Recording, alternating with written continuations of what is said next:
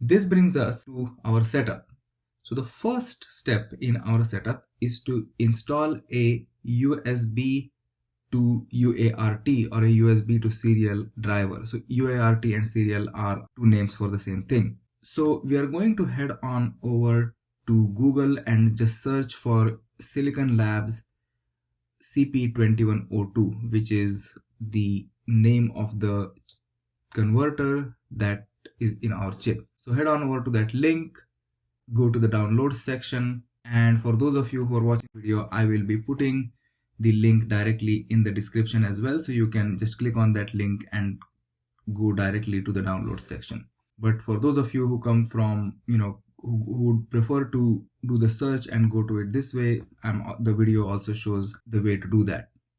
Okay, so then you would click on depending on your system, you would click on the Windows or the Mac driver. For now, since I'm working on a Mac, I clicked on the CP210X VCP Mac OS 10 driver. Once that is downloaded, I double click on that and it brings up a folder which has the installation file. I double click on that to install. Now it might ask you for your password a bunch of times. It certainly did for me. You might also need to go to your security and privacy settings to allow this particular driver to be installed.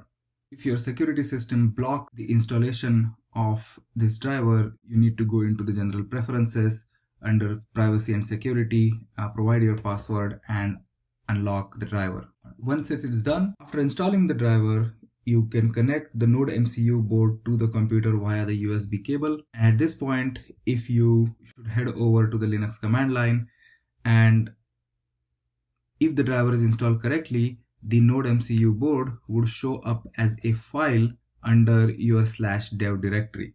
So /dev directory is the place in Linux for all the externally connected devices, file entries for all the externally connected devices. And as you can see here, the NodeMCU, the USB to serial converter or USB to UART converter shows up here as 2 entries. And we are going to use the second entry starting with the TTY dot.